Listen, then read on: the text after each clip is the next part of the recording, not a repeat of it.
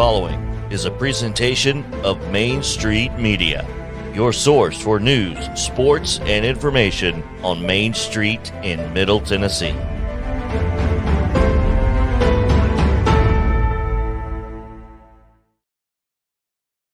Flags. 30 years of the best sports talk in Middle Tennessee, featuring Tennessee Radio Hall of Famer George Plaster, Tennessee Sports Hall of Fame coach Watson Brown, and young guns Billy Derrick and Michael Sindrick.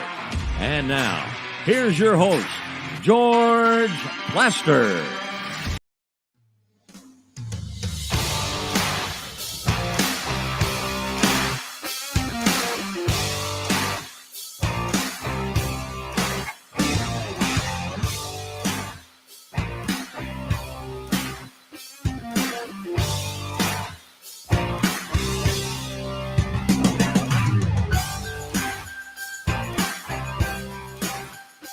Hello again, everybody. Welcome in. As you can tell in the background, it is raining. Actually, it's raining cats and dogs, and we're broadcasting from the beautiful Omni Hotel in downtown Nashville, where we're going to have a lot of fun today, and we have a great show planned for you. Let's check in up in Cookeville, where the rain has not yet started, and say hello to Coach Watson Brown. Watson, how are you? George, I'm doing great. We're going to have to work on your forecast because we have a lot of listeners and they're not all from Nashville. So you're going to have to learn what's going on in Middle Tennessee, what's going on in Southern Kentucky, what's going on in Northern Alabama. I mean, we have listeners from everywhere. So you're going to have to be trained a little bit better with your forecast. There's quite a bit of precip in the Southeast. That's a good shot of me, by the way. That's a better one there. That's old radio. That is the best shot that they've taken of me in the last 3 months. So, Watson, don't you comment on that. Don't you say a word. And let me shift it over to Terry McCormick. We start each day during the football season with the Daily Titans Update. Terry, how are you? Well, George, how are you? I'm good. I guess the news starts with Kyle Phillips today, doesn't it? Yes, it does. Kyle Phillips was placed on injured reserve. He had a hamstring issue that popped up on Friday and landed him on the injury report. He missed Sunday's game and now IR because they have given his roster spot for the time being to a guy named Chris Conley, who has bounced around the NFL for about 8 years now. He was on the Chiefs practice squad most recently, George. Previously, he'd spent time with the Chiefs for 4 years, then spent a couple of years in Jacksonville and a couple of years in Houston. So, Terry, we've got the trade deadline coming, and it seems to me that John Robinson is going to have to do something. Their passing game has deteriorated to mush. There's very little there. Very little separation with the wide receivers and the defensive backs. And it seems to me at some point, Ryan Tannehill is going to need that kind of help. To me, it's a twofold problem, George. Some of it is, like you said, on the fact that these wide receivers are not getting a lot of separation. They don't really have an explosive speed guy who can get either yards after the catch or take the top off the defense by running a deep pattern. The other part of that is this. The offensive line is not very good at pass protection. When they lost Taylor Lewan, that left a gaping hole there at left tackle that Dennis Daly is working to fill, but certainly not at the level that Taylor Lewan could do. And then they're also suspect at a couple of other spots on the line. Nate Davis has been injured of late. Dylan Radins has been filling in for him and has done a fairly decent job, but he's always been a better run blocker than pass protector.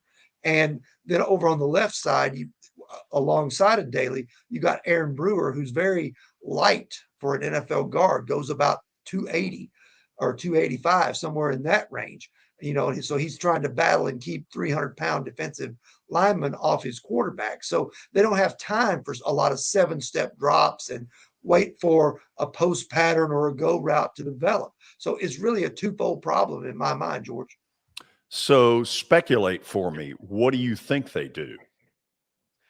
My guess is they'll take a look to see if there's anything out there that could help them at either spot.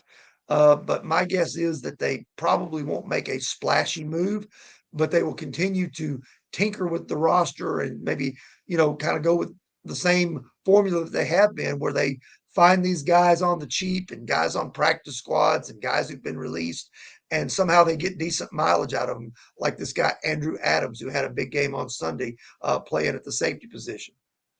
Terry, you got to help me on this one because I don't really have the answer. Are they strapped salary cap wise? They're not completely just over the top, right up against the cap, but they're also not swimming in money either as it relates to cap space, because they do have a lot of veteran guys on this roster, Ryan Tannehill, Taylor Lewan, Derrick Henry, who are all making big money. Kevin Byard is on that list. So you got a lot of guys that are part of that core that are making big money. So that, doesn't allow you to be able to do as much wheeling and dealing in terms of cap spending on big name players, perhaps, as it would if you were a team that had a lot of players on a rookie contract, where you would have lots of cap space to be able to maneuver. Terry, leave me with one last note, something riveting that we wouldn't know without knowing you. Wow, something riveting that you wouldn't know without knowing me. I'll give you one. Where go I ahead. am, Terry, it's raining. It is raining. That it's raining here too, George. Amazing. Imagine that. Amazing how that happens. Yeah. But I'll give you another one. The Yankees need to overhaul things in the off season so that they can be ready. George Steinbrenner is turning over in his grave at the way this team plays. What a waste of 45 seconds having to listen to that. Terry, thank you as always. We'll talk again soon, probably tomorrow. Probably so. Terry McCormick, his daily Titans update gets the show started each and every day. I forgot to say hello to Billy earlier. I'm sure that's hurt his self-esteem. Billy, how are you? George, I'm great today. It's been a wild one. This rain has not helped the self-esteem, but I'm still doing great, George. And we've got the Titans update that Terry just said is sponsored by the great folks over at Sumner Funeral and Cremation and the Justin Tucker team. Of course, the Justin Tucker team, they're proven to be trusted with your most personal asset. Middle Tennessee's most trusted team in realty. Give them a call at 615-906-8458. Also, Sumner Funeral and Cremation. They're sharing their family with yours in your time of need. Now with 2 convenient locations in Gallatin and Hendersonville, and online at sumnerfuneral.com. All right, let's get the update started with Texas A&M. Of course, Jimbo Fisher and the Aggies continue to go downhill. And it was reported by Clay Travis, actually. I saw the tweet from Clay Travis that 3 Texas A&M players were smoking pot before the game. That's nice. Watson. What? I mean, I don't really know what to say. Suspended? If that had happened with me, they're gone. They're out of here. They'll never play again in that color uniform for me. So in the locker room before a game, no way, man. I'm not putting up with that. Yeah. I mean, I would think the aroma would have sort of well, it's obvious that there was somebody that saw it. And I mean, there's probably 75, 80 kids in there with you. You think they're hiding it from everybody. I mean, you wonder why Texas A&M's having troubles? Good Lord. I've never heard of that before. Not on the that's college a new level. one. Not on the college level. I've not ever heard of that. Here would be a piece of advice. Wait until you get to the dorm. But they were in South Carolina, so they, I guess, maybe couldn't wait that long. So, Watson, in all seriousness, when this report got out, doesn't this sort of say he's lost total control of that locker room? That's, to me, I can't imagine players doing that in a locker room. I'm not saying that it ain't ever happened before, even with one of my teams. But I'm saying if I'd ever seen it, I mean, there ain't no talking, there ain't no nothing. They're sent home. Out. They don't dress. They sit on the bus for 3 hours. I would consider, because it'd be inhumane and I'd get in trouble, but I'd just soon leave them. I did leave a player once. My first game I ever coached as a head coach at Austin Peay. A guy missed the bus the next morning after we didn't fly back till the next morning. We played James Madison in my first game. And if you're not on the bus, I was gone. We didn't wait around. One-on-one on the bus. I left him in wherever we were in Maryland. I can't remember exactly where we were staying. I did leave a coach behind to fly back with him to take care of him. But I did not wait on him. I left him. And, buddy, we didn't have no problems after that. Really? No, that's it.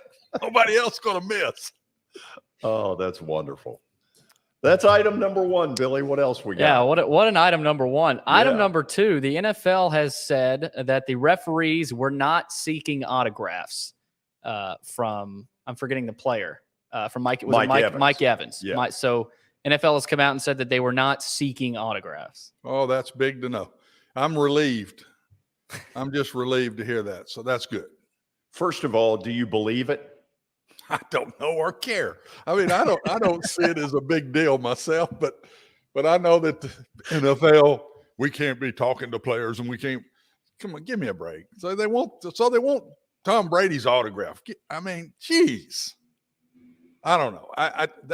If that's the biggest issue we got in the NFL right now, everything's going to be okay.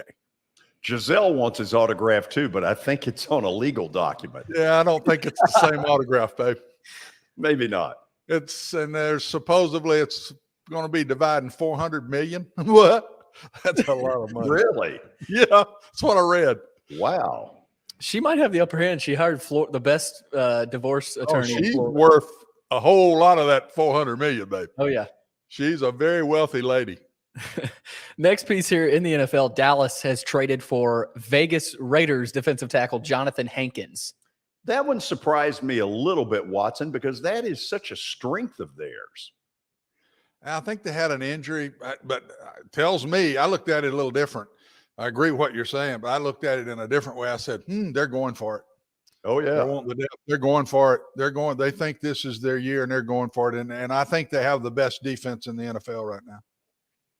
Well, certainly with Parsons, holy cow. You know, and the secondary, what's the corner's name? Number 7, the corner's out of sight. I mean, they're good. They're the best defense I've seen in NFL. And honestly, I can't name one next to them just yet. When you see Parsons, do you not get a little feel of Lawrence Taylor? Yeah, except smaller. That's it. Yeah. He don't have the size. He don't have the weight. They're probably about the same height, but he's quicker than Lawrence was. Lawrence was the best outside linebacker I think has ever played the game. The best, number 1 of all time. And I don't know if we'll ever get another. Billy, what's item number 3? Item number 3 is the Yankees are likely to retain Aaron Boone. There's a big difference between retire and retain. Yeah, Aaron Boone's not retired. Not really. So Aaron Where Boone. do y'all go with this? I was surprised. I mean, Yankee fans, I think, should be surprised too. To me, this is Brian Cashman's fault. He's put a team together that looks like a round peg in a square hole, and I don't see where that is Aaron Boone's fault. If you say that, then who are you going to go get? I mean, the grass ain't always greener. You fire him, who do you want? You're talking about if you fire Aaron Boone? Yeah, I mean, there's an obvious I don't out think there. you should fire him because I don't see anybody out there that's going to just turn the Yankees around. I think I'm with you a little bit. I don't see a philosophical team put together with the Yankees. It's just a bunch of stars. It's a bunch of guys that have been pretty good before. Pay them a lot of money, bring them in. I don't like the Braves. I see a little philosophical why they do this, why they do that. I can see it all being put together.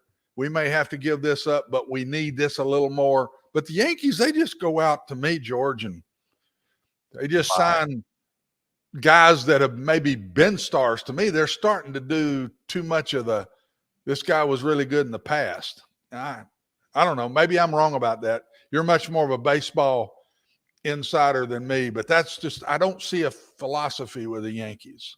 If they had gotten rid of him, the obvious was Don Mattingly, former Yankee star on the first minor league team I ever broadcast, and did a pretty decent job keeping the Marlins afloat.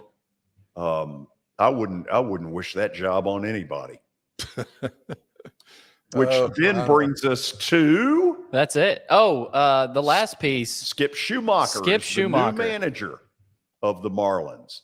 He's a former St. Louis Cardinal utility infielder. To this story, I say, God bless you. You're going to need it.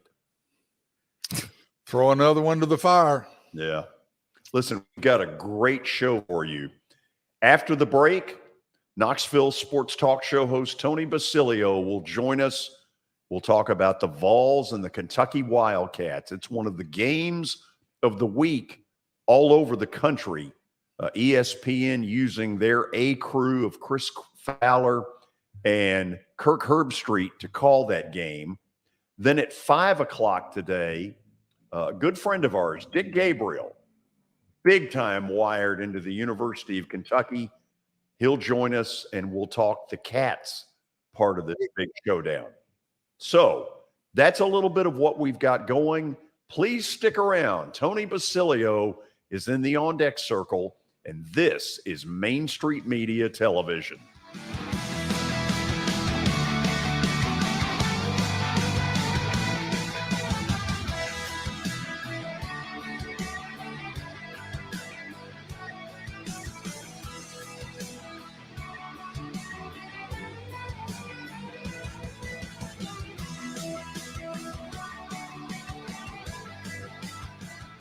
Buying or selling a home can be a very personal experience. Why not go with the team that receives nearly all of their business from referrals? Clearly a trusted name in real estate. The Justin Tucker team with Platinum Realty Partners has sold more than 500 homes in the last 7 years. Voted best in Sumner County multiple times. Proven to be trusted with your most personal assets. Call the Justin Tucker team with Platinum Realty Partners at 615-906-8458. The Justin Tucker team with Platinum Realty Partners, Middle Tennessee's most trusted team in realty.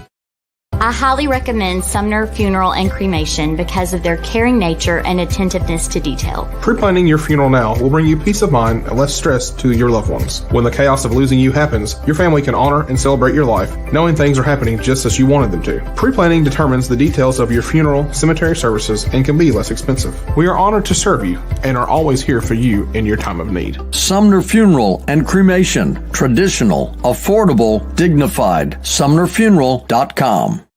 Jody Jones Dentistry can handle all your dental needs, from the basics to cosmetic procedures. All of this in the nicest dental facility I have ever seen. Jody has done it right.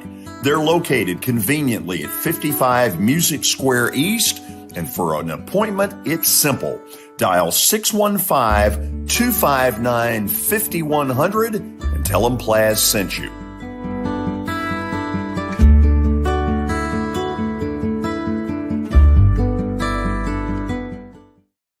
When you're thinking about golf, consider Riverside Golf Links. Under new ownership, the course has improved dramatically. It's now 27 holes, complemented by a 9-hole executive course. Book a tee time now at 615-847-5074 and get ready to enjoy the beauty of golf in the Old Hickory area at Riverside Golf Links.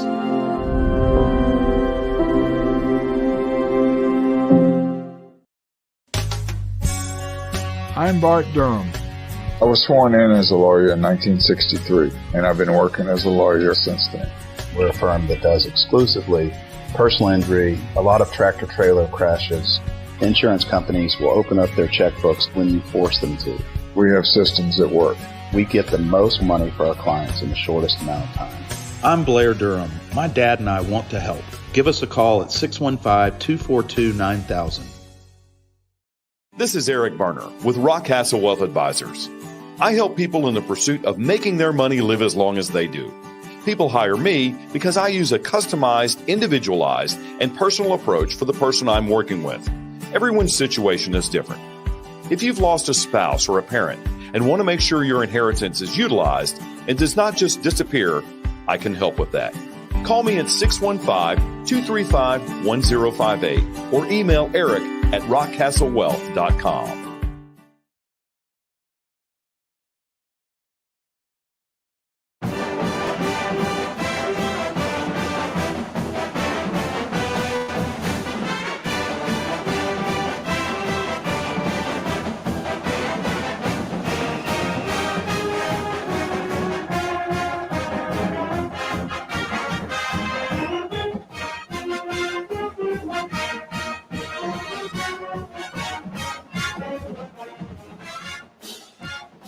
Yeah, we've heard that song a few times in the last couple of weeks.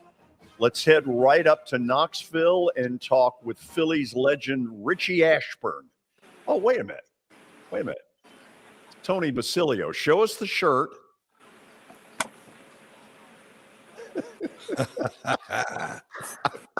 So Tony's a Phillies fan, and he's proud, and rightfully so. Congrats.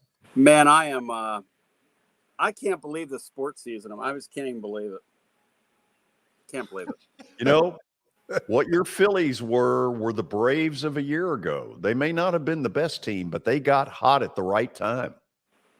But you know what? The Braves had an excellent ball club, deep. And it's interesting, haven't seen the Braves. I wonder if Acuna's on that team if they do that last year after watching his act this postseason. Boy, it was not good. No, it wasn't good. That's not good. It wasn't good.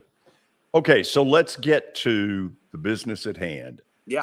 It's now been, 9-10 days since Tennessee beat Alabama. Mm-hmm. What is Knoxville like right now? It is literally on fire. And people are coming up with all kinds of amazing stuff. And they're digging into their record books. And there's just, all kinds of really, really, really fun things that people are I'm trying to find you a couple things. I have a couple little nuggets. Here's one. So Tennessee is currently working on, if they get a victory this weekend with Kentucky as a double-digit favorite, they're working on an 8-0 start. Times Tennessee started 8-0 in the modern era. And this is generous, okay? 1951, 1956, 1998, and this season. That's what we're talking about here. It has been a long time. And these are few and far between, these types of deals. And these people are really excited, and they should be. They really should be.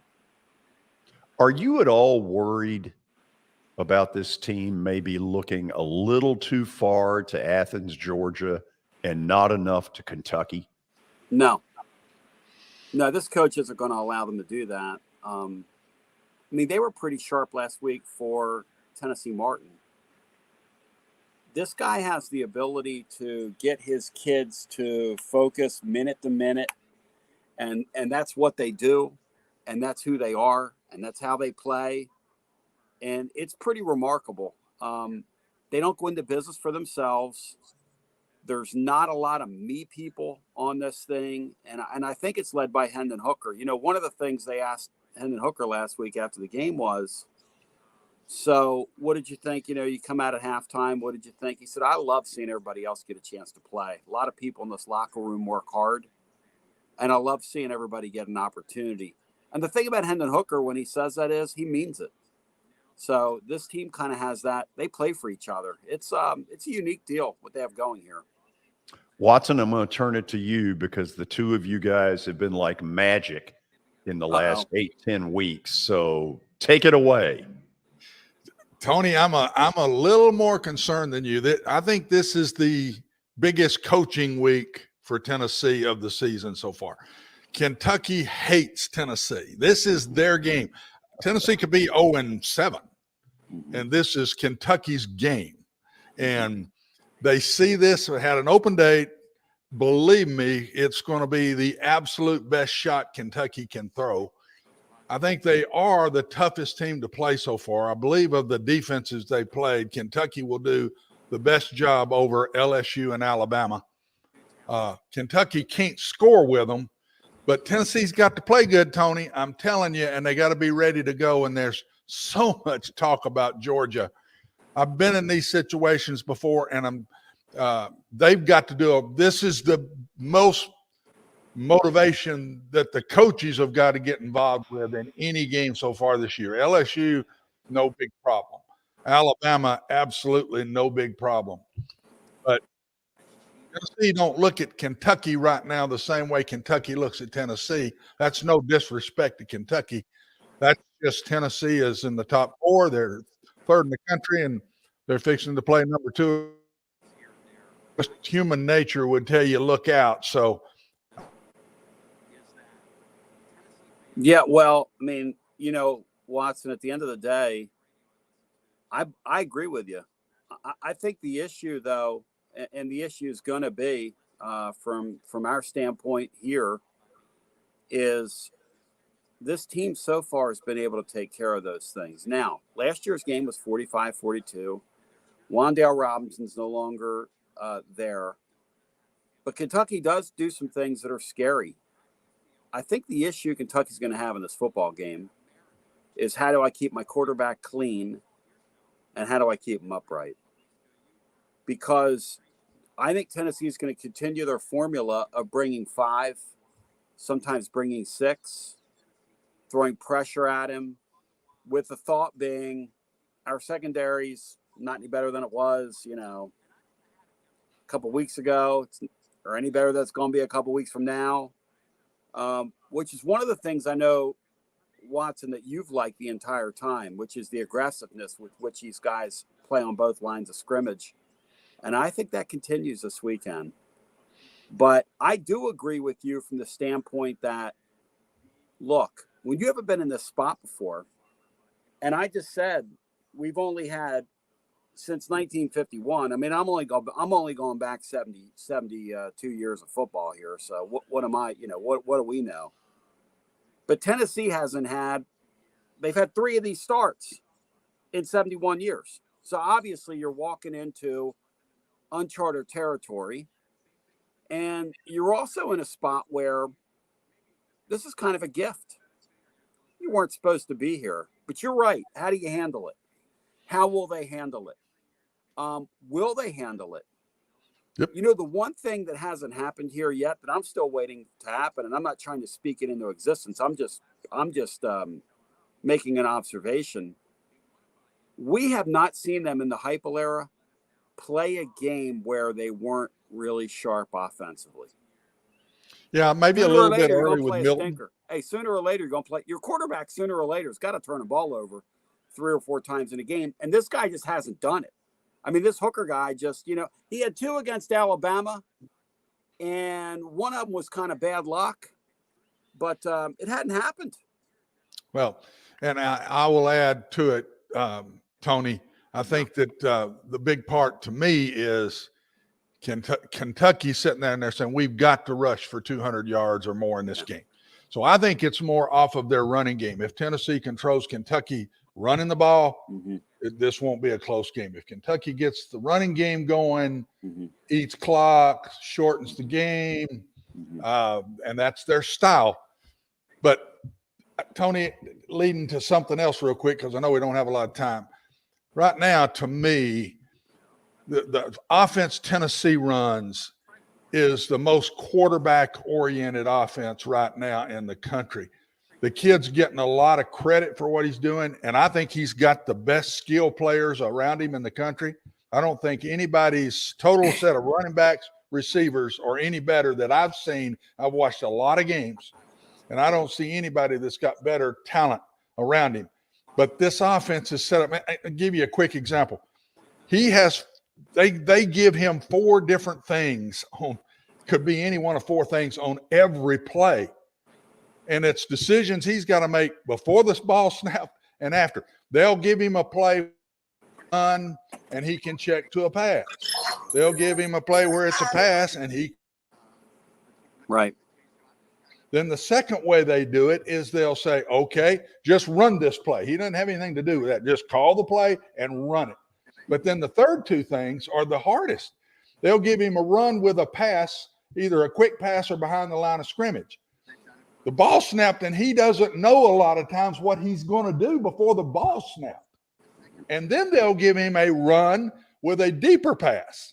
And if he sees he wants to throw the deeper pass, he's got to trigger something to the lineman not to run the play, but don't get 3 yards past the line of scrimmage. This is all on Hendon Hooker. And this kid is getting it done right now. This is as much as you can possibly put on a quarterback in college football, what Tennessee is doing. And yet, so far, he's handled it to a T. I'm not trying to be bearer of bad news, but if he ever has a rough day, it could be rough. Yeah. Oh, yeah. Because so much is expected, right? Your point is because he is the best in the country right now at doing that. Nobody has more on him than Hendon Hooker in this offense in the country. No quarterback has any more than he has. And you see, Watson, I was trying to warn people today because here's the narrative in town. And I'm just trying to be, keep the car in the middle of the road from my perspective. Because even next year is year 3 for this young coach, and his young staff.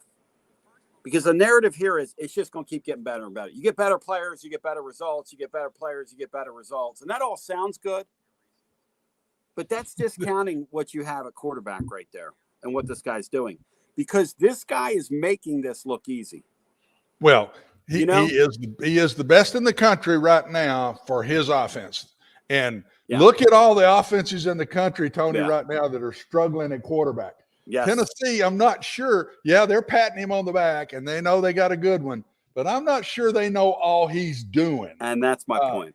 Yeah. And the other thing he's the best at is throwing the deep ball. Mm-hmm. I'm a big proponent of how to throw a deep ball, how to coach throwing a deep ball. Mm-hmm. He does everything that I believe in to a T. If you watch him, when he lets a deep ball go, your head has to be completely still and focused on the target. The deep ball target is more of a focus than a short ball target because the further the ball goes, the more it has to be precise. You watch this kid play, his head never moves. I don't care if there's bodies around him. I don't care if he's sliding in the pocket. His head is completely still staring at the target. And I think he is the best deep ball thrower in the country. They've got the best quarterback right now in the country, and he's doing things that other guys can't even consider doing that I see. Just keep him healthy and hope he doesn't have a bad game because so much is on him in what they do. A bad game could be tough on their offense by him. Which is, again, he's just been so good. Oh, no, he hasn't been good. He's been great. And and look, let's just call it what it is. If it wasn't for the fact that Stroud guy was way up here in that Heisman race, like way up here, he would be the guy that everybody's talking about in the country. If he makes it to the Final Four, he wins the Heisman. I'm telling you right now. If they make the playoffs. If he makes it to the Final Four, okay, Hendon Hooker will pass Stroud and win the Heisman Trophy. So you're telling me that even if, like, let's say hypothetically Tennessee loses to Georgia in a couple weeks, right? But they win them all. They go 11-1, and they get in. However, they're going to get into that playoff. You're telling me that he's going to win the Heisman Trophy? Yes, because his stats are better than everybody's, and everybody is learning slowly what all he has to do for this team. Right. If he don't make it there, no. But if they get in the Final Four, I think he wins the whole thing.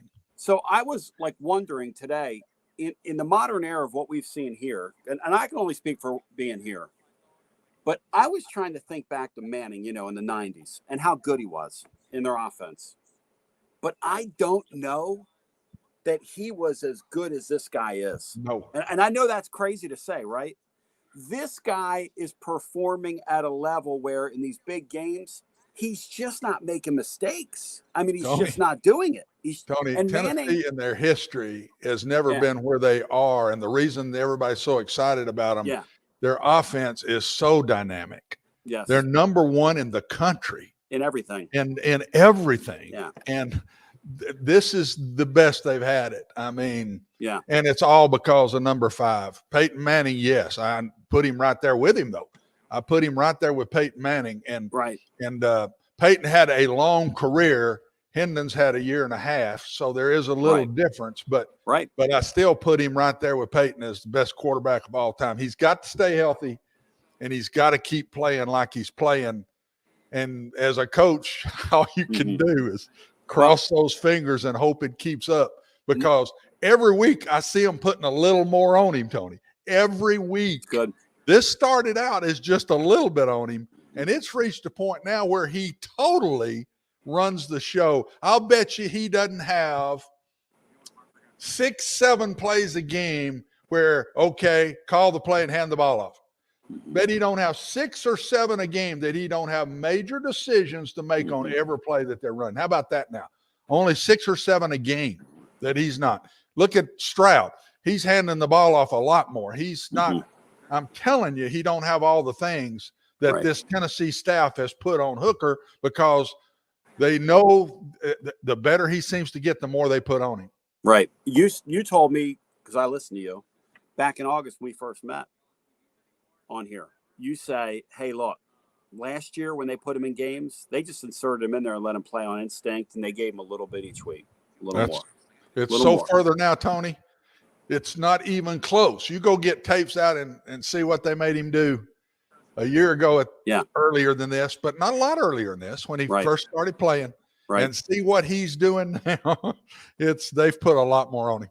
So let me ask you this. So you're Kentucky. You're sitting in their defensive room. How are we going to stop him? What are you going to do this week? You think it's going to be a close game.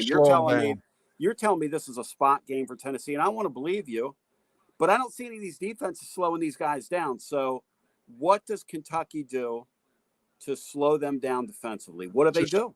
Try to make a stop somewhere along the way and don't give up the big plays everybody's giving up. You can't give up. Tennessee is getting huge big plays every game. They can't give up the number of big plays, and they've got to run the ball and keep the ball. That's it. If they can't do those two things, look out. It's double-digit win again. So I have a really astute guy on my show, Matt Dixon, who's a real sicko. You'd love him because he goes back and watches old games. He went back and watched every game of Heupel's at Central Florida, took copious notes. I said, Matt, how did the programs that stopped him there, because some did, how'd they stop him? Tulsa particularly, and then Cincinnati one time. We were talking about today, in fact. He said, Tony, what they did is they rushed 3, and they got home with 3. The teams that beat Tennessee had to, in odd number situations, win with their defensive line. He said the other teams that gambled or did, went out of their comfort zone or weren't able to drop numbers, he said they just got picked apart. That's what I'm saying. Stop the big play. You can't give up the big plays against Tennessee. They're getting so many easy scores. Yes. Just with great talent. Yeah. They're beating people one-on-one. Sooner or later, people are going to try to keep the ball in front and try to keep the ball and shorten the game. I don't see any other way to beat them. You've got to stop the big play, and you've got to keep the ball away from them. Because Saban, like you said last week, Saban just took it, which was really weird. It was weird. He got out coached so bad that it's not even worth talking about. I say that respectfully because he's out coached a bunch of folks. But last 2 Saturdays ago, he got out coached big time. I mean, it's got to be like a top 5 bad day for him, right? He would tell you if you pulled him aside. I mean, he would admit that, right? Oh, yeah. Yeah. You know what's going on, right? That day he flunked Drew Brees in the physical in Miami. That's a good one, George. It's true, though, isn't it? I just came out of nowhere with that, didn't I? He probably blamed that on somebody else, George. Yeah. Team doctor. Tony, I got 2 TV questions before we end this. Number 1, you heard me last week say the Tennessee-Alabama game drew over a 25 share here, and no Titans game has gotten over a 23. First of all, what kind of number is Tennessee football getting on TV in Knoxville? I'm sad to tell you, I don't know that. I know it's huge. I know it's like otherworldly. They're already running the local CBS affiliate here, because they have the game, as you know, and this week's an ESPN game. They're already running promos for the pre and post, that they're the adjacencies that they're selling around the Tennessee Georgia game. Oh my God. That's what I'm telling you. Be careful. See, the Georgia and the Kentucky people, some of the media that are here already have noticed that, and they're tweeting about it, and they're talking about it. But guys, and George will tell you this from being in this industry, they're just trying to make money. It's all about this. That's why I think there's more on Josh Heupel this week. That's why I said early, there's more on Josh Heupel this week than any game he's had so far. The media has every right to do that. But so Josh has got to keep his players from reading and listening to all that. Yeah. Tony, let me ask you this, and then we'll call it a day. Did CBS consider, and I don't know the rule apparently as well as I thought I did, did they consider putting that at night, Tennessee, Georgia? They have two of those a year. They've already used one. I think they have to designate before the year what the two primetime games are, is my belief. I think that's what happened the last time. Yeah. But I'll tell you this, I don't understand, and I'm a homer, and kind of I don't really care, because either way, these are 5-hour football games we play, but all those games on CBS last 5 hours. I don't care who you I mean, literally the red hat guy, the guy that walks on that field with the red hat, I mean, you just want to take a salt gun and shoot at the guy, and sting him in his legs a little bit. Get off the damn field. Anyway, so that's beautiful. You guys tell me, how can you take the Florida-Georgia game and choose that over this Kentucky-Tennessee game? Well, didn't they do it before the season started? I don't know. Did that? Yeah. I'll bet you that one, Tony, is set in stone. Probably. Before they ever play. But you have to, at some point, don't you have to adjust? Tennessee just hit a huge number with Alabama. That was a huge number. Touching 16 million at its peak in college football. Massive. An NFL-like number. That's crazy. I don't care who Tennessee is playing right now. Their numbers are going to be high, and it don't matter what window it is. Yeah. They're going to be high because they're really good, and they're fun to watch. They are fun to watch. And people are going to watch them play. And they just announced, to Watson's point, you want to add a little more? They're doing what they're calling dark mode this week. They're wearing dark jerseys with a black helmet with a orange tee on it. Oh, geez. To add more Tony, things to worry about. After it's over, which will probably be about 1 a.m. Thanks, George. You're welcome.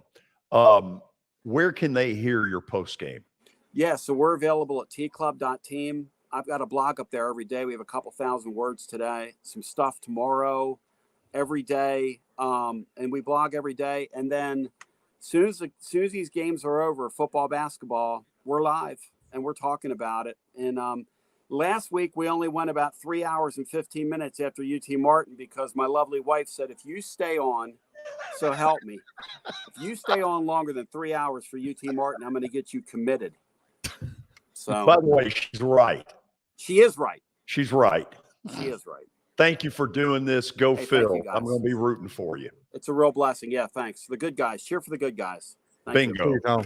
Tony Basilio joining us from Knoxville. When we come back, we're going to compare Tennessee's schedule to the other 4 or 5 contenders that are out there. So stick around. This is Main Street Media Television.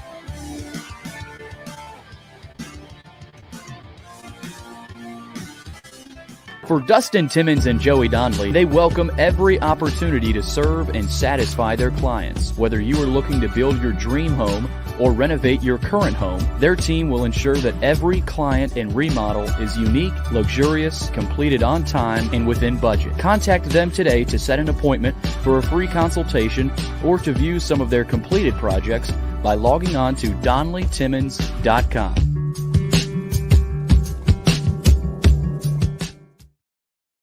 At WellSkin Dermatology and Aesthetics, we pride ourselves in providing access, innovation, and a patient experience second to none. Access to care and treatment when you need it. Innovation with medical-led cosmetics and various on-site technologies for full-service treatments with a customer experience that is calming, casual, and effective. Independently owned, providing medical, surgical, pediatric, and cosmetic dermatology and more. Visit WellSkinMD.com to schedule your appointment today. WellSkin Dermatology and Aesthetics. Access to healthier skin. It's your last chance to get a spring tune-up for summer. Complete Service Heat and Air can clean your coils, check out your motor, and make sure you have cold air on that first hot day of summer. Complete Service Heat and Air is located in White Bluff, Tennessee. We do service and repair on heating and air the right way. 24/7 service. Call us at 615-797-3997. That's 615-797-3997. Serving Cheatham, Davidson, Dixon, Hickman, Humphreys, Montgomery, and Williamson counties. Have you heard about the high levels of radon in Middle Tennessee? Radon gas is the second leading cause of lung cancer, second only to smoking, and has no color, no taste, and no smell. The only way to know if you have radon is to test for it. Duret Radon Mitigation offers testing for small and large-scale residential and commercial properties, plus mitigation services. Visit DuretRadonMitigation.com to request testing or get a free estimate for mitigation. That's DuretRadonMitigation.com.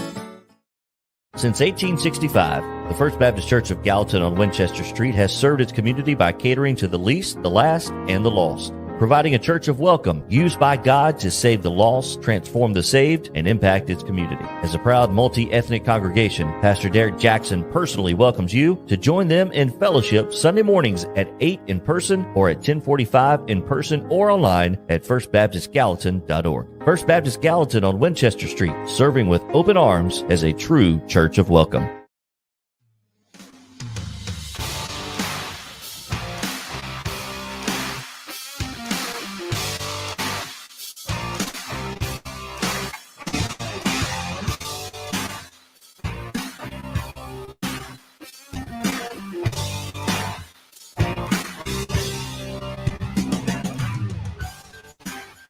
We're back, and we're going to stay on the Tennessee theme.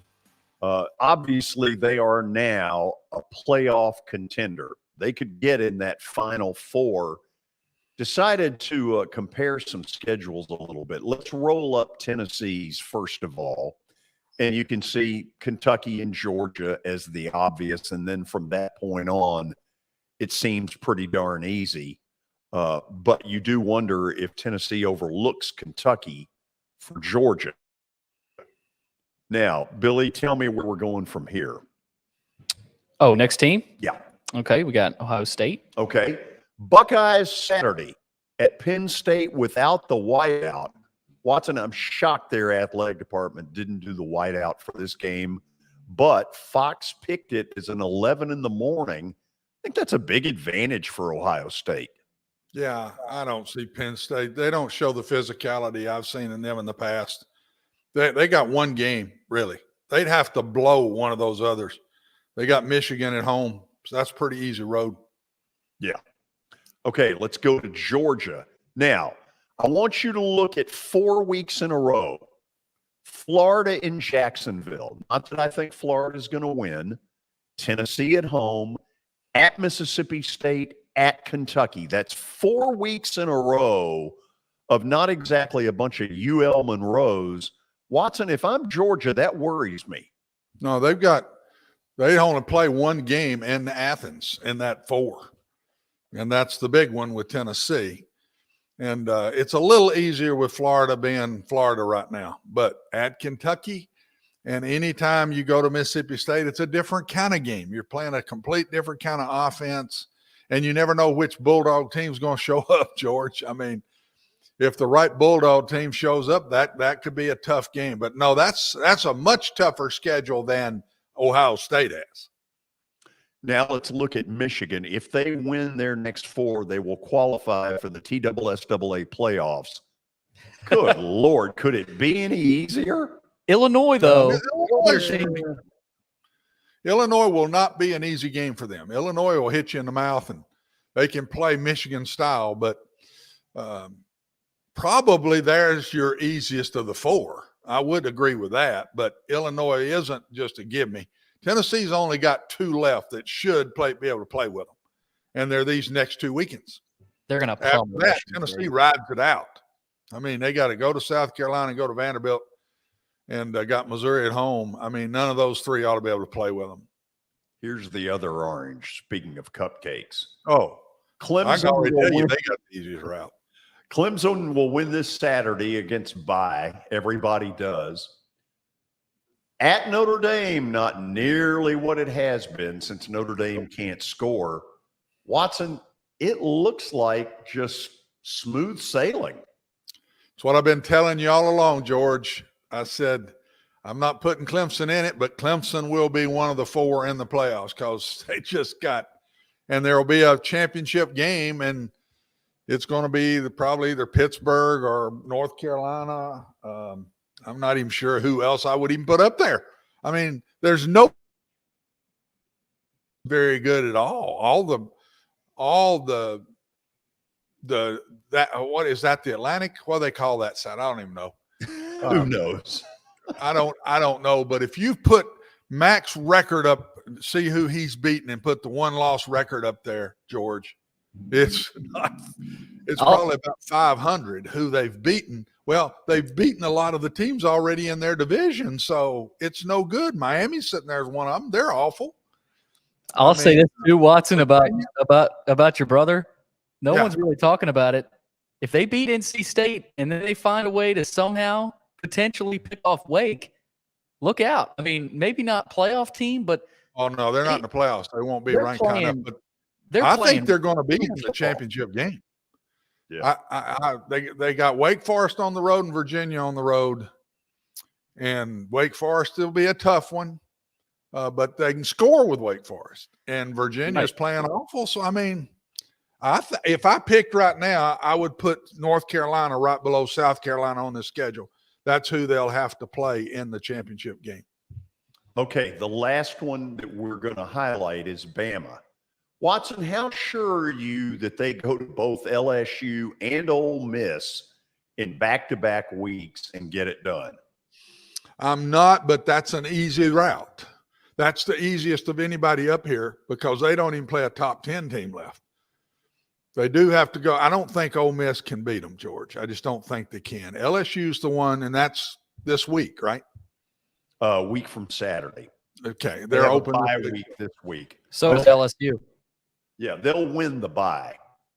To me, Alabama, I'd be shocked if Alabama is not in I'm not sure. Can they not lose to one of those and still go? I know they can. Not 2 losses. Two are not through losing games yet. I'm not sure LSU and Ole Miss aren't through losing games yet, George. Yeah, he's saying the SEC title game. Yeah, the SEC title game. They could still go to that, maybe with even another loss, because I'm not sure these 2 are getting out. They both already lost a game. LSU lost to Tennessee. Ole Miss has lost to LSU. So I think both of them, if one of them loses to Alabama, the other one's still going to lose another game to me somewhere along the way. So I think of all the ones we've talked about, Alabama and Clemson have the easiest roads. So we wanted to kind of show you the next 5. We didn't put TCU in there, but I'll tell you, they've got Texas and Baylor that they've got to beat in November, and that will not be easy. After the break, stat of the day, and then we'll chat with University of Kentucky insider Dick Gabriel. Stick around. This is Main Street Media Television.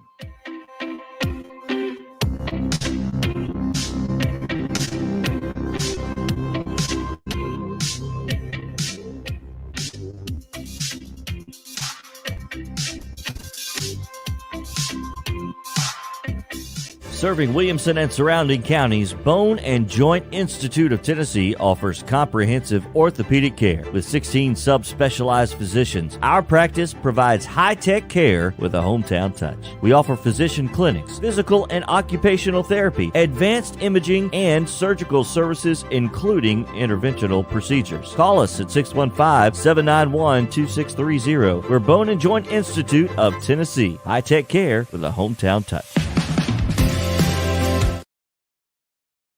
This is attorney Bart Durham, and this is me. I'm Aaliyah. Keeping in good physical condition is really important to me. But when I had a wreck with a tractor-trailer truck that hurt my legs so bad I couldn't work for almost a year, I knew I needed a lawyer that understood tractor-trailer cases. So I called Bart.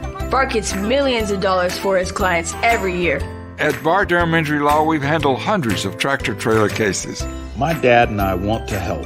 Give us a call at 615-242-9000.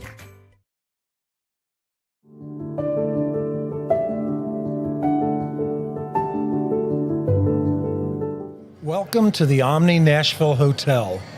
Urban elegance with a vintage touch. Our 800-room hotel opened up in the fall of 2013 with 746 guest rooms and 54 suites.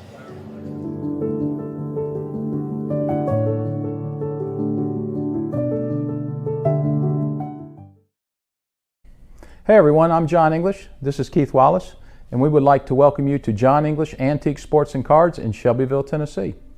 We specialize in graded and ungraded sports and non-sports cards, vintage wax boxes, and unopened cases. We have a large selection of PSA graded cards. We also specialize in old sports collectibles, baseball, football, basketball, golf, and tennis. You can find it all at John English Antique Sports and Cards. We are happy to be associated with Nashville's greatest sports antique, George Plaster.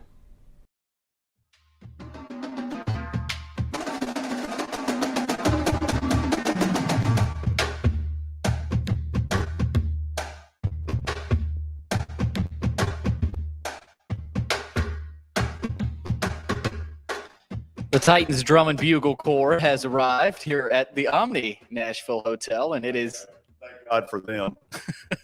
It is almost time for stat of the day. We got to get to these two sponsors, John English Antique Sports and Cards, as well as Eric Berner with Rockcastle Wealth Advisors. You can find John English over in Shelbyville, Tennessee. They've got memorabilia, trading cards, many other antique and historical sports equipment, games, advertising, and other sport-related items. They're open Tuesdays through Fridays from noon to 5 o'clock and Saturdays from 10 a.m. to 5. Visit them online at johnenglishgradedcards.com. Also, Eric Berner with Rockcastle Wealth Advisors. Call Eric at 615-490-7052 or visit rockcastlewealth.com for more information. All right, George, let's roll into the stat of the day for today. And here it is. We've got which two former XFL quarterbacks won last Sunday in the NFL as starting quarterbacks for their respective teams. Ooh. Oh, Lord. Good find by Michael. Oh, yeah. Yeah, he should have to answer some of this crap. Watson, you thinking of anybody right off the bat? Nope. Okay. Taylor Heineke is probably one of them, isn't he? Yeah, I think. That's one. Yeah. A little short applause. Yes, thank you. It's better than hearing that stupid buzzer. Yeah, you don't like that. Let Dick hear. Dick's listening in Lexington. Let him hear this weak buzzer. God, that thing is so bad. Awful. Okay, Watson. Let's focus on the question. Thank you. It's certainly not in the Titans division. I don't think Davis Mills played in the XFL. No. Okay. I don't know. I don't know. Herbert. I mean, you can't just pitch in the towel like that. Well, I can't think of. Well, you have to think. I'm trying to think. But I don't know who else got benched or hurt that they had to have a backup play. Well, let's talk it through. I mean, you can't just throw your hands up. Dick doesn't want you to quit like that. I'm not quitting. I'm telling you I'm an idiot. No, you look like you've quit. Let's go NFC real quick. Minnesota, Chicago, Detroit, Green Bay. Eliminate that division. Yep. Atlanta, Mariota didn't. Tampa, obviously not. Carolina, that might be it. PJ Walker. Boom. That's it. That's it. It is PJ Walker and Taylor Heineke. PJ Walker defeated Tom Brady, and Taylor Heineke defeated Aaron Rodgers. Good Lord. The tide is turning. But isn't the disappointment the way Watson just gave up? I didn't give up. As soon as you said the name, I said, that's it. Yeah, but I mean, I've got to have some help. Well, he had enough trust in you, George. I'm not Tom Brady. I can't do it all. Oh, Lord have mercy. Let's see what Dick Gabriel thinks of your efforts on that question. Dick, how are you? I'm in pain because I'm a Green Bay Packers fan. I own a share of stock, so I'm an owner. I knew Heineke right off the bat, and thanks to your show, I had to relive a horrible moment. But I think my season's good move, over. George. Good move. My season's over, man. The Packers are not fixable, in my opinion. Can you explain Aaron Rodgers' hairdo? He's Aaron Rodgers. He makes as much money as God.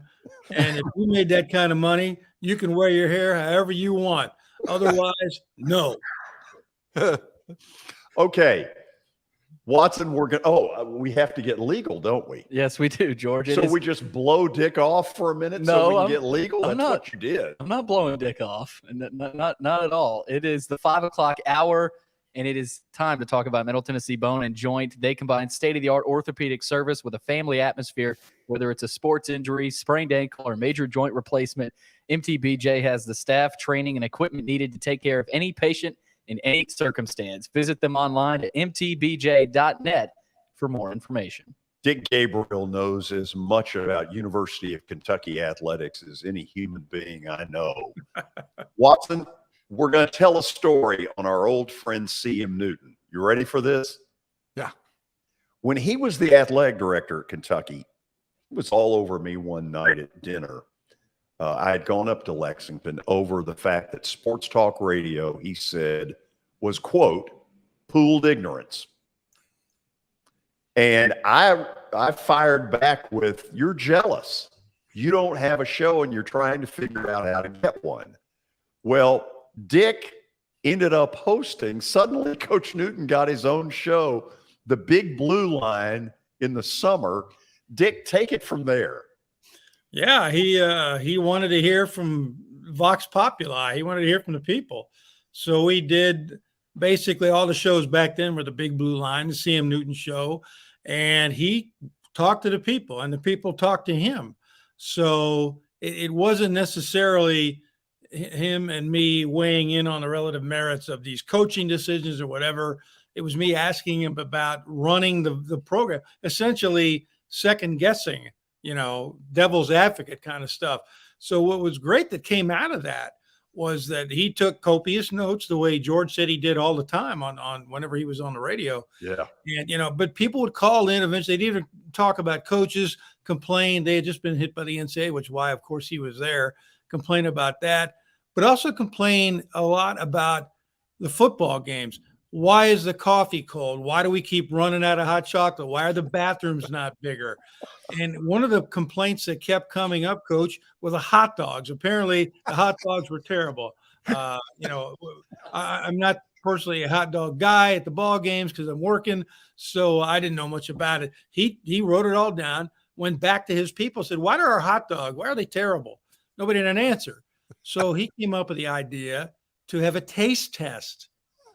And on the first game of the following year, or it might have been the spring game, they had several vendors come in and set up and put their best hot dog forward. And the company that won the rights, won the bid to supply hot dogs for the next however many years to then Commonwealth Stadium was a mom and pop outfit in Ohio. And they were the new vendor, the new hot dog supplier for Commonwealth Stadium. So, if it's pooled ignorance, so be it. But I think the hot dog palates of Kentucky fans everywhere could thank Sam Newton. Watson, if I had known that back then, I'd have warned him out about hot dogs. I'm going to have to add to the story, guys. My wife, who's been to, you can't imagine how many games through my time, she can tell you where the number 1 hot dog, the number 2 hot dog, the number 3 hot dog, she can go down a list and tell you what stadium has the best hot dogs. So it's a little bigger deal than maybe we're giving it credit for. CM may have fixed something that needed to be fixed right there. Absolutely. I didn't even think about it, Coach. And then I thought, well, you know what? There's nothing worse than standing in line, either missing some of the game or standing in the big line at halftime and going back to your seat and uncurling this horrible monstrosity, this ballpark steak that you've been waiting for. And it's horrible. So, yeah. I love it. CM did he did right by his people. God bless the big blue line. So is Kentucky treating Saturday as kind of their Super Bowl? Fans might be, but in talking with Mark Stoops, first of all, they don't have to, get excited because clearly it's the third-ranked team in the country. It's Tennessee. There's a little bit of comeuppance factor there, but, they don't really live like that. Kentucky fans, I think, are maybe a little intimidated by the thought because they've seen Tennessee play and they've seen Kentucky's defense struggle at times, but it put its best effort together against Mississippi State, which, as you guys know, is not easy with that offense, although they kind of laid an egg against Alabama as well. But if you look at the second half of the Ole Miss game, the comeback by Kentucky, which was complete and then taken away by the penalty, was because of the defense. I think, George and Coach, you throw out the South Carolina game up here in horse country like you throw out a bad horse race. They just had lost their quarterback. They lost their star linebacker.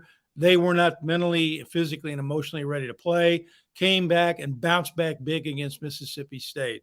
So, everybody knows this is a huge game. If you have any hope at all of staying alive in the SEC East, and it's minute, you got to win this one. And it's a tall order. Dick, nobody really has had a lot of success or gotten a handle on Tennessee when Tennessee's on offense. What kind of wrinkles do you think Mark Stoops and that defense will try to show Tennessee to at least slow them down a little bit? And that's all they can do. You can't stop them. You know that. The Heupel's put together a terrific offense. What a find out of the portal, Hendon Hooker, who we saw playing for Virginia Tech back in the Belk Bowl when Lynn Bowden was here. And he was good, but he wasn't good like he is here. So great people around him, great scheme, great play calling, and great athletic ability. So to your question, what Kentucky has done at times, George, is blitz from the edge, send a safety, send a corner. They did that a little bit against Mississippi State. And as you know, you can pay the price for that. But they executed it well. They got good play up front, which they haven't always gotten this year. But, buddy, you got to pick your poison against Tennessee, and you better believe Hooker knows how to escape that. The other thing is, who's going to – do they spy Hendon Hooker? They're going to have to. And the guy who was best suited to that, Jacquez Jones, the linebacker, he's gone for most of the year, if not all. He might be back for the bowl game, but he would have been one of the perfect guys, he and DeAndre Square, to accept that role. So, trying to bring extra pressure is about really the only thing they can do. Now they can disguise coverages, but Coach, you know more about that than I do. Dick, first of all, what level of health is Will Levis right now? And secondly, what are the pro scouts telling you a little more than halfway through the season about how high is Will Levis going to go in the draft? Well, to answer your second question first, they do believe he's a first-round pick. He's gotten better at decision-making. That was his downfall last year, no question about that. But he's got the size, the skill, as they say, he can make all the throws. That's no higher praise for a quarterback. He's a great leader. He really is. And it kind of surprised us in the media because he got here late last summer and almost immediately won over his teammates and was named a co-captain. And that just doesn't happen. You know that. A guy, hey, guys, my name is, and the next thing you know, he's a captain. To the first part of your question, I've talked to people who have had turf toe, and it's different whoever you talk to. Every person's turf toe is different from somebody else's, but it's essentially the same. And it just takes elongated rest to make it go away. So I think it's always going to hurt him. It's always going to be sore, but he didn't show any ill effects from that against Mississippi State. As you can tell, Dick Gabriel is wired to the University of Kentucky athletic situations. Watson, say hello to him. Dick, thanks for coming on again. And I've said all week that this is going to be the toughest coaching job for Coach Heupel because this Georgia thing, everybody's talking about it. Everybody.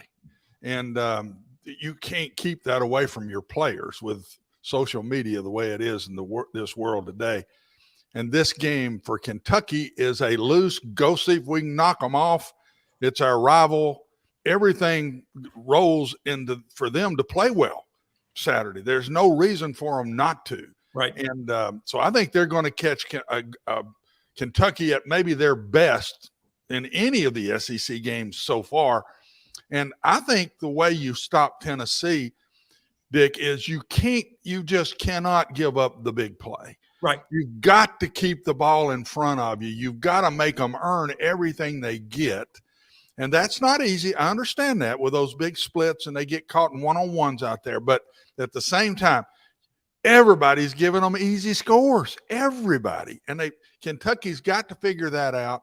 They've had an open date, which really helps playing an offense that's different than you see every week. That's going to help Kentucky. And I think everybody's talking Tennessee offense to Kentucky defense. I think it's on the other side. If Kentucky runs for 200 or more and Levis plays his best game, they'll keep this thing tight. And when it gets tight, the pressure is totally on Tennessee, not Kentucky in this game. So I'm looking at the Kentucky running game and the quarterback play as the two big pieces that can keep Kentucky in the game in the fourth quarter. No surprise that I think you've nailed it because, and Stoops has essentially said the same thing. Go back and look at last year's game. Explosive plays put Kentucky in a deep hole, including a touchdown bomb on the first play of the game when two Kentucky defenders miscommunicated, collided, and then there's a Tennessee receiver running free to the end zone. And yet Kentucky had a pass in the air, guys, at the end of the game that could have won it. So they came all the way back. They got involved in a track meet. You cannot do that. So to your point, Coach, about the run game, yes, if they can control the clock, if they can move the chains with Rodriguez and his backups, then they'll be able to keep that Tennessee offense where you need it, and that's on the sideline.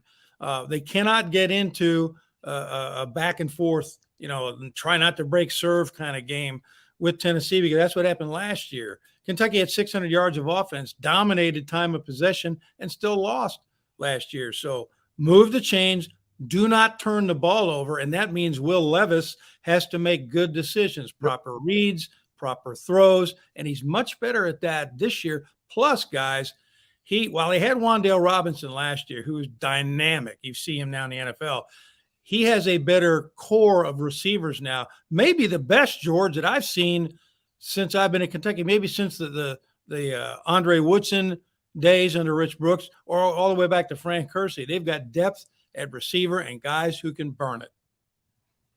Yeah, and Dick, I go back This is what I see, and I'm not saying Kentucky's going to win the game, but I think this is going to be Tennessee's toughest.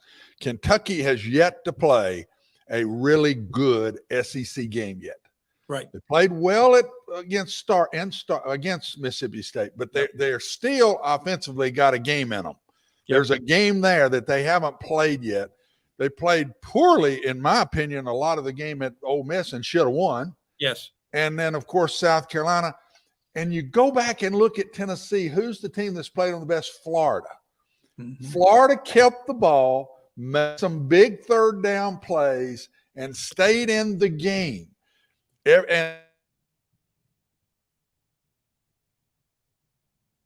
quarterback played well that day. I think that's the recipe to hang with Tennessee. And I'm anxious to see, because I think the Kentucky style is one that fits playing Tennessee better than two teams just rearing back and letting it go. That's right. And we'll see if I'm right or wrong, but that's the way I see it. I agree with you, because in Oxford, they could not have been their own worst enemy. It was so terrible. Should have won the game. Absolutely. In the first half. And then in the second half, Coach, they did what you talked about. They controlled the tempo. They controlled the game with Rodriguez. The Kentucky defense came alive in the second half, and that Kentucky O-line, which up until then was much maligned, and then threw in a stinker against South Carolina, but against Ole Miss, the O-line wore down Ole Miss. Yep. And so that second half against Ole Miss was almost heroic the way they came back, although they had dug a big hole themselves. Now they got to do it for 60 minutes against Tennessee. It's a tall order. We haven't even talked about Neyland Stadium. That place is going to be nuts. Oh, it's the other night, Dick, is I put it maybe in the top 1, 2, 3 of all time in the Alabama game. Yeah. That atmosphere from start to finish, and then when it's over and all that orange on the field, I got to put that right up there with, and I've seen a ton of them. I know. And I would put that right up there all time in a one-night deal. That one's got to be up there for me. Well, and keep in mind, and this is courtesy of Mr. Tom Leach, our play-by-play guy, who's so great with research. Only 3 times. This will be the 3rd time Kentucky plays Tennessee with both teams ranked. And the last time they did it was back in the 50s, And to go back to your original question, George, about the Super Bowl, Tom also found a passage in Bear Bryant's book about the fact that while Bear was at Kentucky, the only team he couldn't really handle was Tennessee. He only beat them once. He admitted Tennessee got into his head. And one year he had the scout team wearing orange jerseys, and he painted the goalposts orange at their practice field. He just let it get to him, and it had a terrible side effect. So I don't really think you need to do anything like that to get these guys ready, especially because they've had an extra week now to hear how Tennessee's going to kick their butts. Yep. Okay. Before we end it, tell me about Sheboy and the Hoops boys. Good question. I was able to do the TV streaming on Saturday where they played a blue-white game in Pikeville, and by the way, it was a player's idea to make it a fundraiser for the victims of the flooding in Eastern Kentucky. And they raised more than $160,000 for the flood victims. They gave out tons of clothing to people in need. Sheboy did not play. They keep saying he just had his knee cleaned out. It's minor, but they're talking about maybe him missing at least the 2 exhibition games. But what that did was that gave other bigs a chance to do more, like Damian Collins and Ugonna Nyenso, who is a just turned 18-year-old from Nigeria, who's a 7-footer, and you'd love to have his future. Guys like that. I'll tell you that what you're really going to notice, guys, about this team. They've got 2 freshman guards in Cason Wallace and Chris Livingston, who look, for lack of a better term, they look like men. They don't look like college freshmen. Broad shoulders, muscular, and they play a muscular brand of basketball. They are really impressive, but they've got a lot of weapons. Calipari is going to have some decisions to make about rotation, about minutes. There's a kid, a 3-star. They took a flyer on named Adu Thiero, and he was probably the best player in the game because he said to somebody before the game, watch, I'm going to tear this up. Because in practice, he wasn't doing a whole lot. but he came in and decided, I'm going to just play the way I know how to play. And he was outstanding. They got an Illinois State transfer named Antonio Reeves who can fill it up. The kid from Iowa is finally healthy. CJ Frederick, he's a three-point shooter. Calipari's got a lot of weapons. And now you bring back the consensus player of the year and Oscar Tshiebwe. So this is going to be an interesting season. Maybe they need to play at Neyland on Saturday. They'd get a crowd. They had a great crowd in Pikeville. Yeah, that is awesome. That is so heartwarming to hear that. That's terrific. Thank you, as always, for the visit. My pleasure. Anytime, fellas. See you, Dick. Dick Gabriel, he's a good one. A great friend, as I have said many times, as wired into what's going on in University of Kentucky athletics as any human being going. After the break, we'll show you a rendering that the Titans have released of what the Dome Stadium should look like. We'll have a little reaction to it all. And then some discussion about Bill Belichick. Has he opened up a can of worms last night that didn't need opening? This is Main Street Media Television.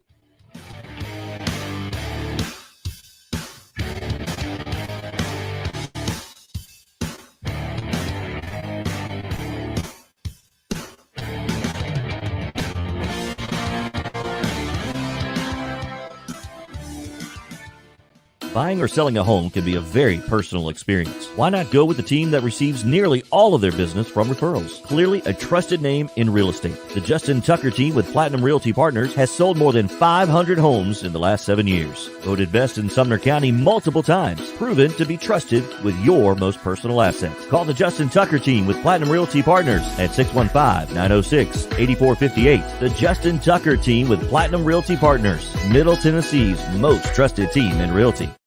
I highly recommend Sumner Funeral and Cremation because of their caring nature and attentiveness to detail. Pre-planning your funeral now will bring you peace of mind and less stress to your loved ones. When the chaos of losing you happens, your family can honor and celebrate your life, knowing things are happening just as you wanted them to. Pre-planning determines the details of your funeral, cemetery services, and can be less expensive. We are honored to serve you and are always here for you in your time of need. Sumner Funeral and Cremation. Traditional, affordable, dignified. SumnerFuneral.com. Jody Jones Dentistry can handle all your dental needs, from the basics to cosmetic procedures. All of this in the nicest dental facility I have ever seen. Jody has done it right. They're located conveniently at 55 Music Square East, and for an appointment, it's simple. Dial 615-259-5100 and tell them Plaz sent you.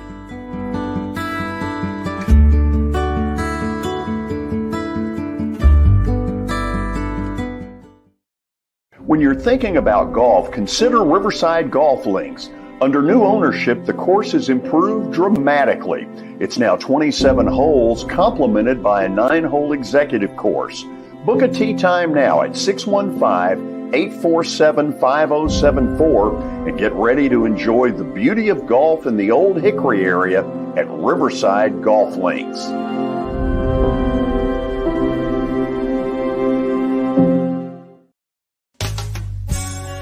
I'm Bart Durham.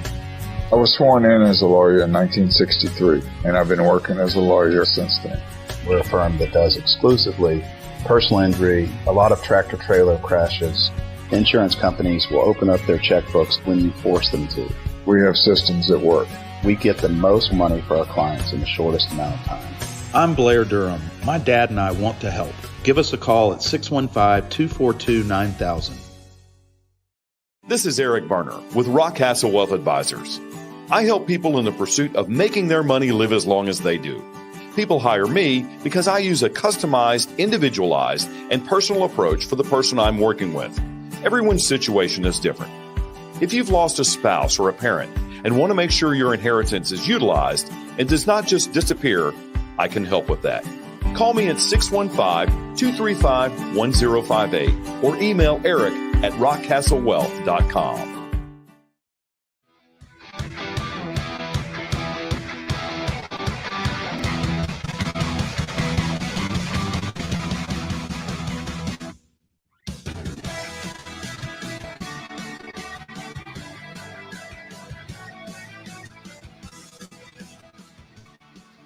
We're back here at the beautiful Omni Hotel in downtown Nashville. Behind me, the rain has stopped. Boy, it really came down. We haven't had a lot of rain in the last 2 months. And so what we saw around 3 o'clock this afternoon, from about 3 to maybe 4:15 is the most rain we have had in a while. Now, if you go back a little more than a week ago, the mayor's office announcing that they have come to an agreement with the Titans to try to build a dome stadium that would seat around 60,000, the cost of which would be $2.1 billion. Let me say up front, I don't think it'll be any surprise to anybody that I'm for this. However, there are also some little things that need to be talked about in here. It's a sports issue. Yeah, it's a political issue, but we're going to talk about it from time to time. And, you know, if you're bothered by that, I'm sorry, but it's a sports issue. It's a very important sports issue in our city. First of all, let's show you the rendering today that the Titans released. And Billy, help me with this. There are a couple we're going to see. Yeah, there's 3 here. This is, you know, the outside of it. It's going to encompass 1.7 million square feet with a capacity of approximately 60,000. So that's kind of an outside night look of it. Okay. And then this is a day look of it in the outside. Looks more like Fifth and Broad. Yeah, I think it reminds me of not the Preds, the Braves, what they've got right now with the battery. The battery. Yeah. Which is sort of the new wave. Now, this is the inside of it. And obviously, Watson, all of this looks really nice and looks very exciting. First of all, I'll ask any thoughts, any reactions on your end? No, I mean, I think it's very general. I mean, you can't see anything, just the 2 outside shots and then a deep shot looking into the stadium. I don't see skyboxes, all of the different that they're not showing there. So, but I mean, it's a good looking stadium, and I take it that it will open and close, correct? I don't know. Is this one that opens and closes, or is it just completely closed? It's closed, but it's that translucent roof like Allegiant Stadium, you know, where the sun will be able to, you know, I think they can open and close it to an extent, you know, like at the top you can kind of see, but I still don't even really know. Watson, here is one of the things as we look at this picture that came up a lot in the area that I sit in at the Titans games. I have started using my season tickets, which are in the upper deck about 5 rows up on about the 25-yard line. It's a terrific seat, and you can really see the field well. When the announcement got made a week ago that the Titans would credit those of us who had purchased PSLs, that you'll get that amount credited to whatever is coming, that has led a lot of people to think they are going to hammer us.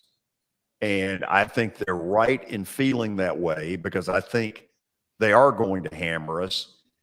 And as I have warned a couple of people that are involved in this, I don't think hammering PSL holders is going to fly this go-round. I don't. I don't either, George. I think when you up a price on somebody and really up the price, people don't go for that in today's world, and they don't want to give up what they got, and they have no decision in giving up what they got. That's the way I think people look at it. And now I do see this stadium looks to me like it goes up more. The Titan Stadium goes back more when I've coached in it a couple of times. And this one looks like the stands go up, which might be even a better atmosphere than the Titans have got right now. But, George, I can't see fans like you that are going to be thrilled with getting gouged, no matter even getting credit for this. That's not going to matter when you really throw it on them on top of that. I think they had better be very careful with how they treat the fan base. Number one, this is a soft market. for, I don't know, maybe 2 or 3 reasons. Number one, the team is deathly dull. They've been very effective with that style, but they're deathly dull. I don't think that helps them at the turnstile. May help them in winning, but I don't think it helps them at the turnstile. This fan base, Oh,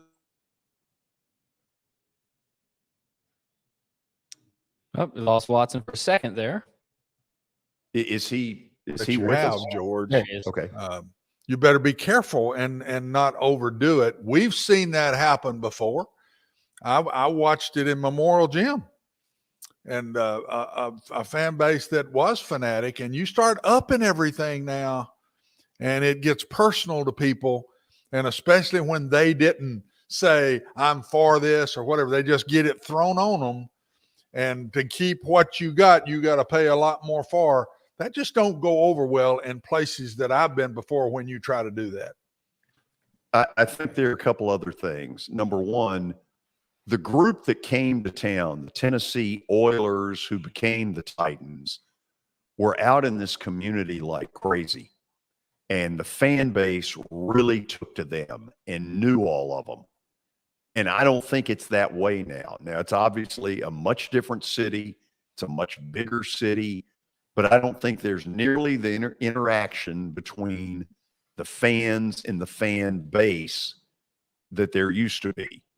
I think that's a second issue, and you can go any number of ways you want to with it. It's just me reading a little bit of the pulse of what the city is. Yeah. Here's the third one. When the team came to town, we were fed a lot of bull from people in Charlotte. There was a lot of Charlotte involved in the selling of the PSLs. There were people who came here from Charlotte with that job.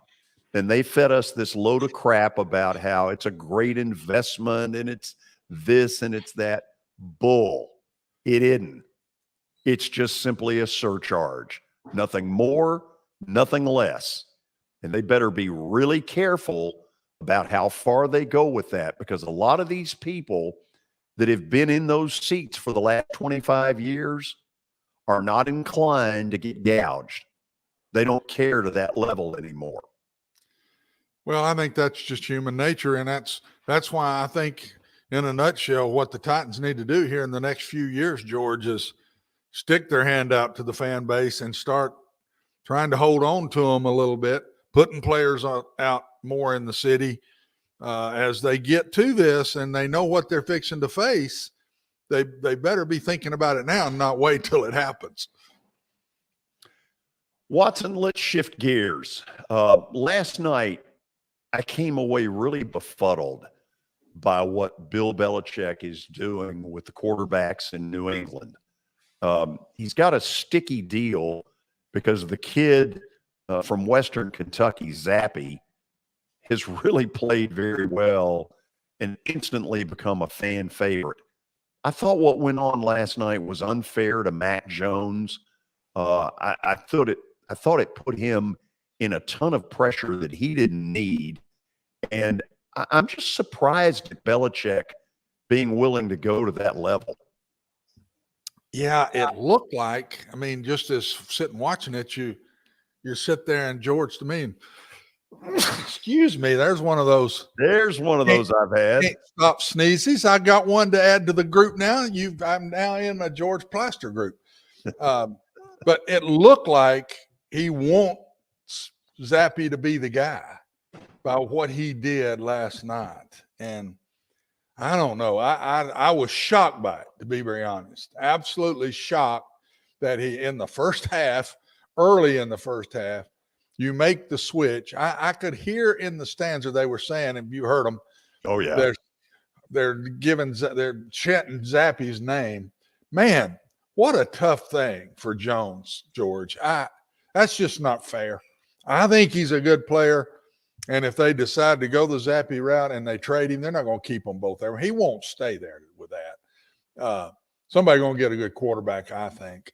And I'm not sure that that's what he's going to do, because when Bill did it, Zappe with him played really well for a couple of series. Yeah. Then he ends up throwing 2 interceptions and can't score a point in the second half. It kind of backfired on Bill a little bit. And now he's caught. And I listened to some of his interviews today. Oh, he didn't handle them very well at all. He didn't. I mean, just Bill Belichick, I ain't answering your question kind of deal. And he'll come out of it and figure it out and do whatever he wants to do. He has the right to do that because he gets so much rope now because of his history that he can do about anything he wants. But the one it was unfair to was Jones. There's no way that was fair to him. Puts him, in my opinion, behind the 8 ball. Because now every time he goes out there, he's got to perform, George. He's going to get the feeling if I have one bad play, I'm on the street. I think they will go back with Jones as the starter. That's my bet. We'll wait and see. But he's made it harder on his starting quarterback by what he did last night. Why do you think he did it?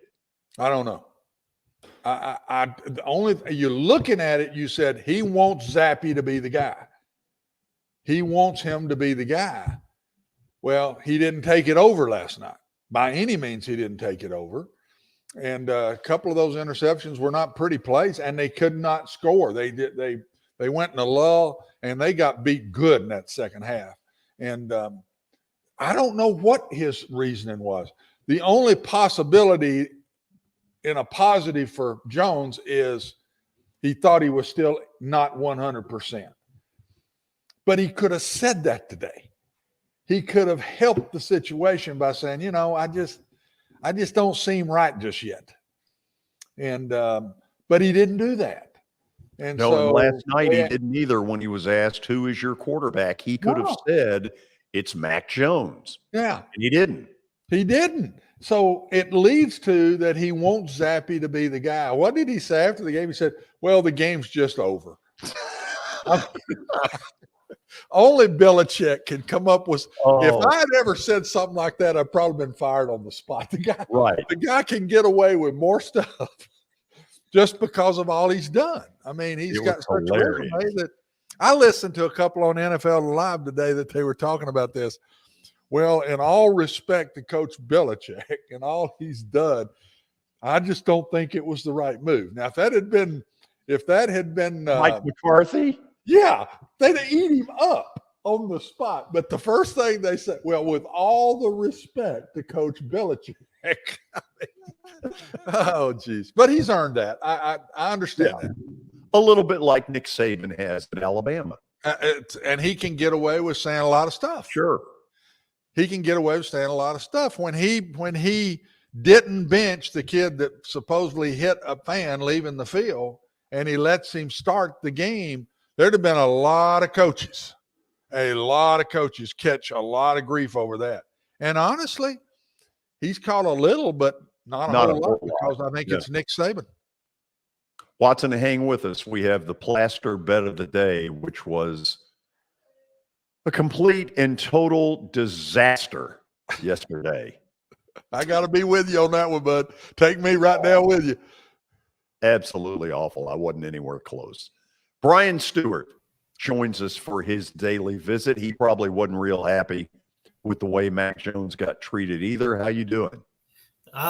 George, I'm not gonna lie, man. It made me literally uncomfortable watching Mac standing on the sideline. And I mean, you look at all he did at Alabama and what he's done since he's been with the Patriots. I mean, he's not been lights out up there, but I mean, he's been a very good quarterback. And, it just seems like, there's a blessing and a curse playing for Bill Belichick. I mean, it's, and I think also the fan base up there was pretty unfair with how they were treating Mac as well. I mean, the one guy coming in, with the sheet and everything with Zappe hour. And I mean, why?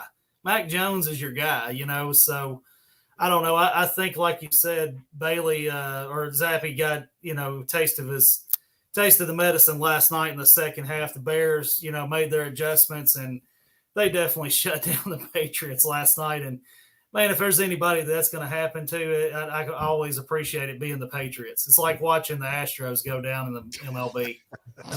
It's just fantastic. But, it's a lot of good things happening today. I mean, I saw y'all talking about the renderings, from the new Titan Stadium. I thought the renderings looked fantastic. I like what they're trying to do, make it more fan-centric and everything. But I think you hit the nail on the head. And speaking as a almost 10-year season ticket member, I can tell you if they go up on the prices and don't justify it, they're going to have a problem on their hands.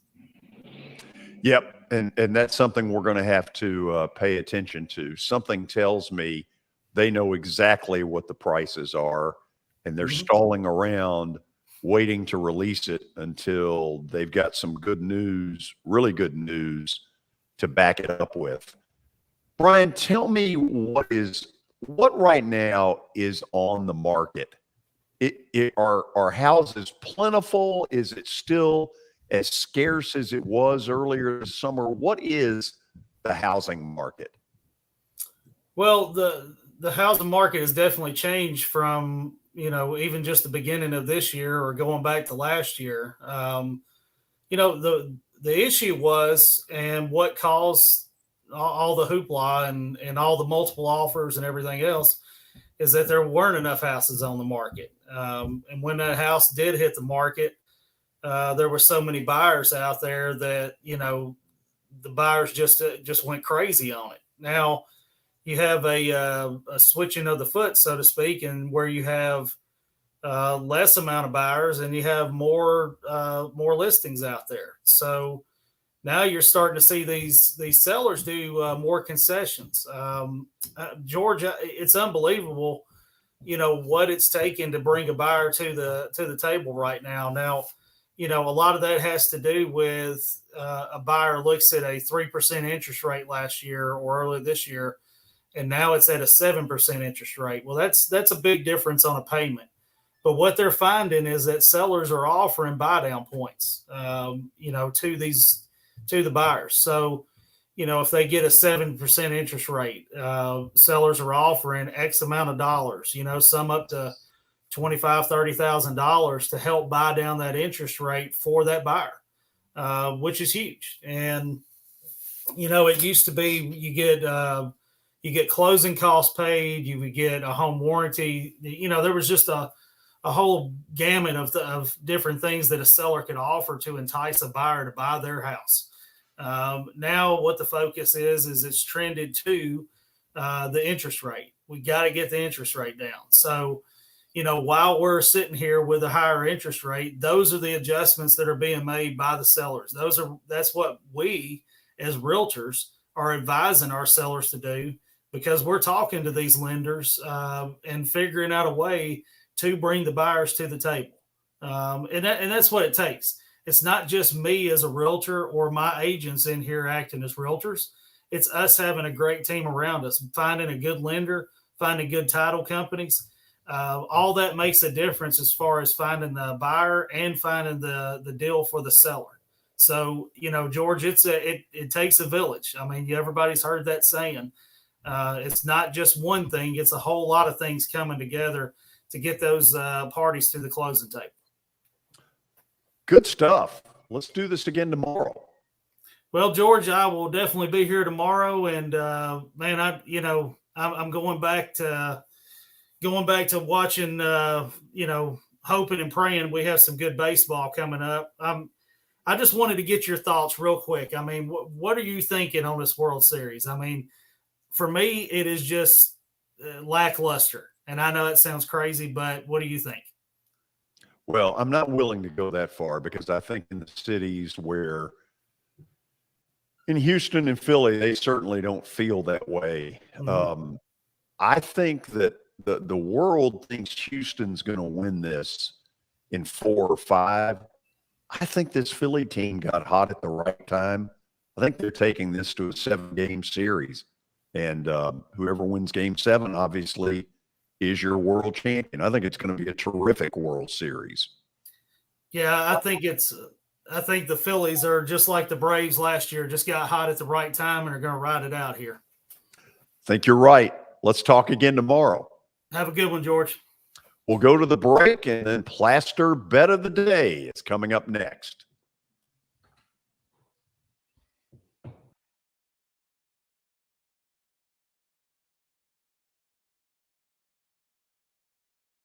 Serving Williamson and surrounding counties, Bone and Joint Institute of Tennessee offers comprehensive orthopedic care with 16 subspecialized physicians. Our practice provides high-tech care with a hometown touch. We offer physician clinics, physical and occupational therapy, advanced imaging, and surgical services, including interventional procedures. Call us at 615-791-2630. We're Bone and Joint Institute of Tennessee. High-tech care with a hometown touch.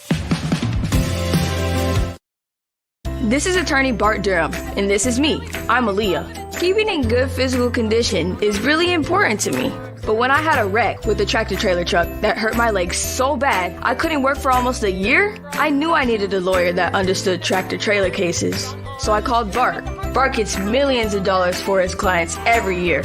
At Bart Durham Injury Law, we've handled hundreds of tractor trailer cases. My dad and I want to help. Give us a call at 615-242-9000. At Sumner Funeral and Cremation, our mission is to serve families as our own, celebrate the life of their loved one, and help begin the healing process. My whole family, including my wife and my mom and siblings, were very happy with the treatment that we received. I would highly recommend Sumner Funeral and Cremation. We offer funeral, burial, cremations, and pre-planning services. Sumner Funeral and Cremation. Traditional, affordable, dignified. SumnerFuneral.com.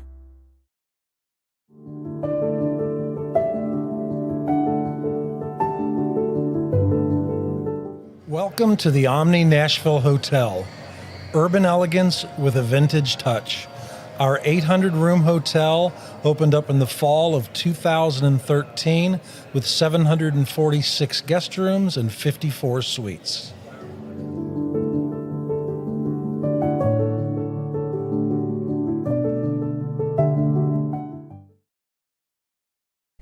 Hey everyone, I'm John English. This is Keith Wallace, and we would like to welcome you to John English Antique Sports and Cards in Shelbyville, Tennessee.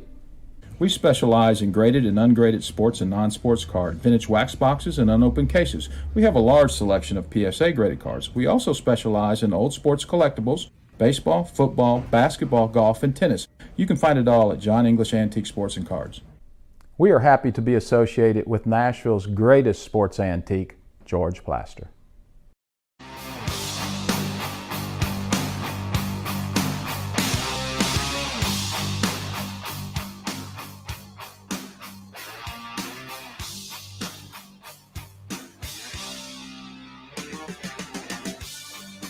Welcome back into the George Plaster Show. It is now time for Plaster's Bet of the Day, powered by Bart Durham Injury Law. They have aggressively protected the rights of a broad range of victims of car accidents and personal injury in both Tennessee and Kentucky. If you, too, have seen your life interrupted by an injury on a highway, in a hospital, at your workplace, or on unsafe property, let their attorneys do the work fighting for the full financial compensation that you need.